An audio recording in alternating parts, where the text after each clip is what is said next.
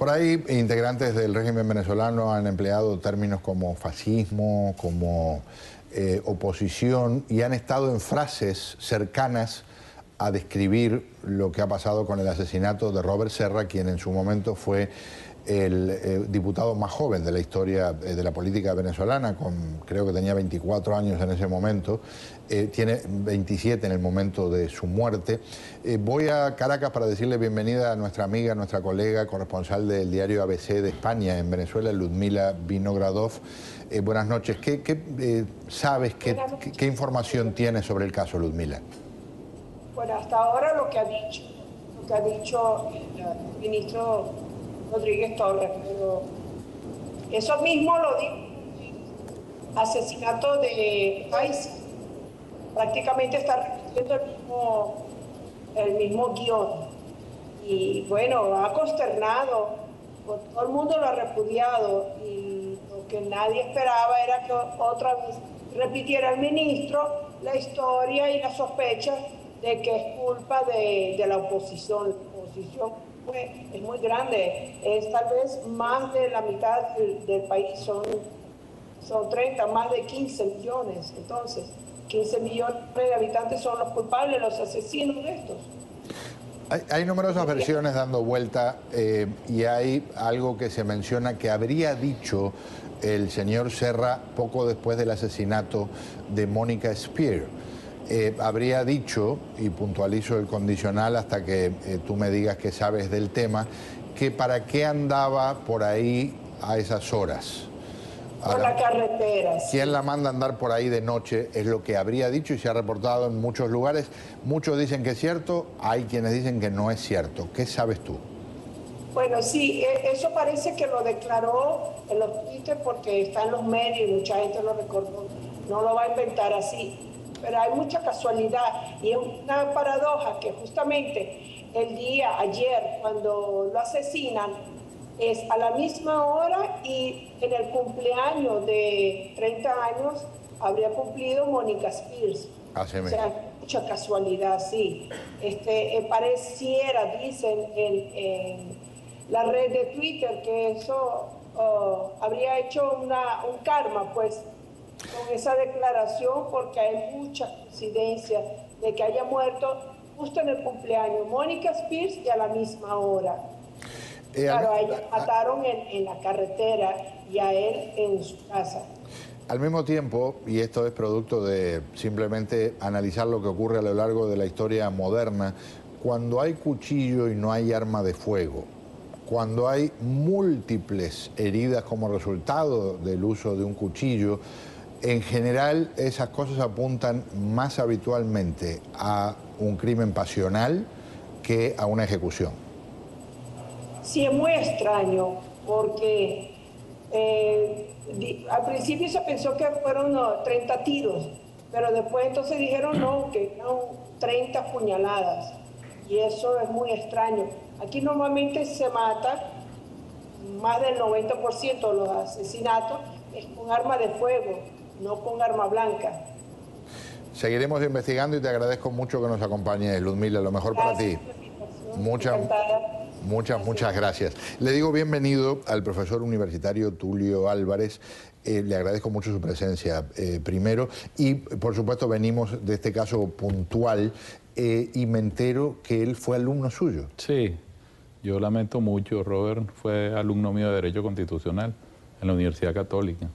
Este es un joven que en la Universidad Católica mostró militancia del lado que en general en la Universidad Católica no era habitual. Sí. Y eso le ganó mucho cariño, admiración de Hugo Chávez en su momento, ¿correcto? Tenía mucha personalidad en la universidad y era un ambiente totalmente negativo en cuanto a su militancia, ¿no?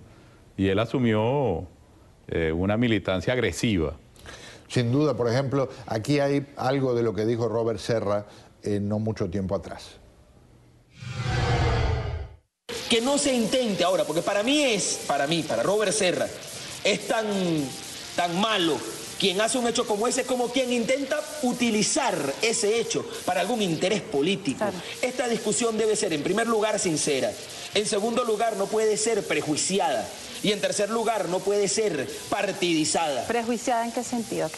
En que no puede pasar, en que yo vaya a la discusión de la seguridad queriendo entender. Yo observaba unas lamentables y tristes declaraciones de la diputada María Machado ayer en la Asamblea Nacional, donde ella aseguraba que Nicolás no quiere resolver el tema de la seguridad. Sin duda, un hombre que estaba ahí en el medio de la controversia. Seguiremos reportando sobre lo que se averigüe sobre el tema. La Mesa de la Unidad Democrática apuntaba en una dirección hasta hace un rato. Querían hacer una marcha el sábado y parecía el comienzo de una nueva etapa. Hace un rato anunciaron que eso se posterga por el duelo que existe por el asesinato de este diputado.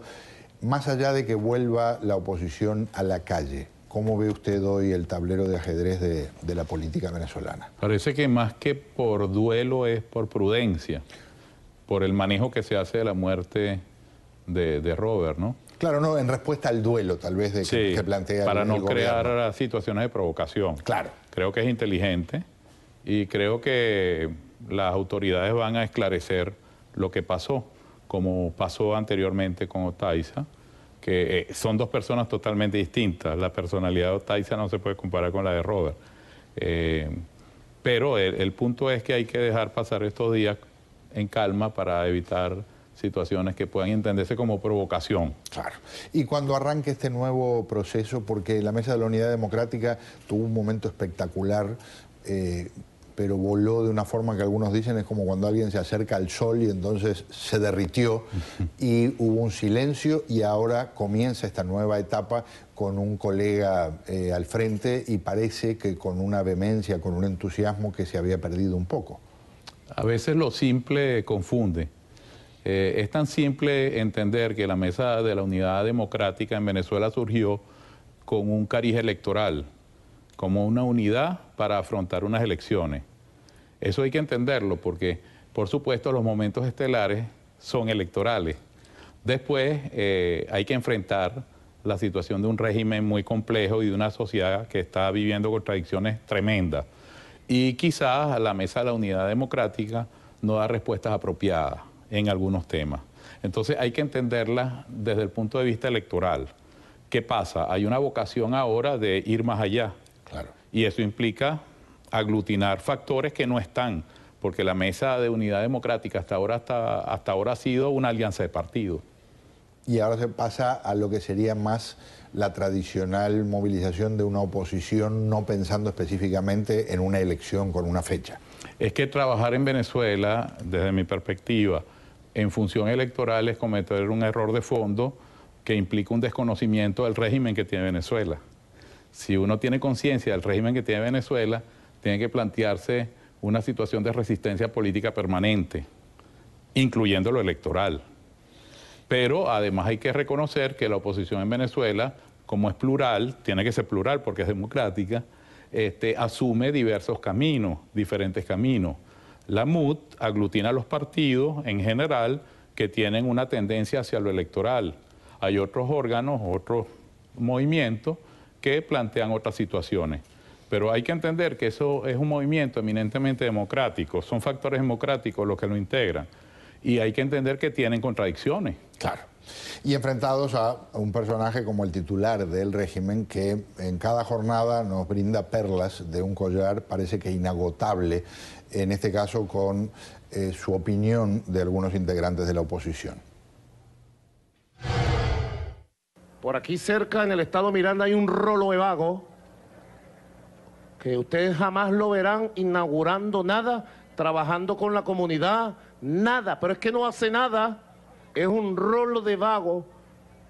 Lo que hace es mascar su derrota. No perdamos el tiempo más en majunches y majunchismo. No deja de causarme gracia que le apuntan muchas veces los cañones a Enrique Capriles, y Capriles en todo caso ha mantenido una posición que no es para nada la más, vamos a decir, vehemente, la más fuerte contra el régimen. Yo tengo una teoría muy personal con esta forma de atacar a Capriles, y es que Capriles les interesa como contrincante. Claro. Y por supuesto Capriles ha tenido grandes méritos, pero al mismo tiempo ha tenido una actitud fuera de contexto. Capriles ha tenido sus momentos estelares igual en elecciones. pero fuera de las elecciones parece que no está en su medio, en su ambiente. Dígame una cosa, ¿qué ve realista usted en el marco de lo que es un país que obviamente se está desangrando económicamente, un país súper polarizado, un gobierno que tiene también sus problemas internos y una oposición que obviamente no tiene, y ojalá no sea ese el camino, armas como para enfrentarse en el terreno de la violencia, que además no quieren, no es esa su plataforma? ¿Cómo se sale de este pantano? Yo le voy a comentar algo que quizás sorprenda, pero yo veo al país cada día menos polarizado. ¿Por qué? Porque hay un deterioro tremendo del régimen político y los niveles de compenetración y solidaridad política de lo que podríamos decir la base de sustentación del régimen cada día disminuyen más. Las necesidades son las mismas para toda la población. La tragedia que se produjo con Robert pareciera algo anormal, pero tiene una explicación en la violencia generalizada que vive el país. 25.000 muertos al año por violencia no es ninguna sorpresa. Entonces vamos a darle a esta muerte un tratamiento similar a muertes iguales en cuanto a lo dantesco y en cuanto a una situación bien grave que refleja mucho la descomposición moral de Venezuela. Hace unos días asesinaron a un capellán de la Marina venezolana y no salió nadie del gobierno a decir que había una conspiración de imperialista o algo. Ahora aparece un diputado en estas circunstancias y sí empiezan a manejar las cosas de esta forma, y me decían que el capellán en ningún momento hizo o dijo cosas que lo acercaran al gobierno ni nada por el estilo. Entonces a ese sí lo mata el hampa común, a otro que está cerca o es parte del régimen, entonces queda ahí flotando esa nube que suelta el gobierno de que sería un grupo fascista. Una tragedia nacional es la cultura de la muerte. Cuando un pueblo se acostumbra a la violencia y además a vivir en situaciones totalmente atípicas en otras culturas, el camino es malo, ¿no? Y Venezuela ha seguido ese camino desde hace 15 años, ¿no? Permanentemente hay una evolución, aumento de la violencia, que es una guerra social no declarada. Eso es un tema. Otro tema tiene que ver con la descomposición económica, la desinstitucionalización del país y además el desmontaje económico. Todo esto sumado refleja un deterioro de lo que es el Estado como estructura y por supuesto es donde yo llego y apunto. En Venezuela cada día hay menos polarización porque los sectores sociales que servían de base de sustentación al régimen están dejando de apoyarlo. Un gusto tenerlo con nosotros, muy amable. Muy amable. Paréntesis, y al regresar, guerra contra el terrorismo y novedades. Turquía formalmente comenzaría a poner la famosa línea esa que se ha hecho tan controversial de botas en el terreno en la batalla contra ISIL. Vamos a ver.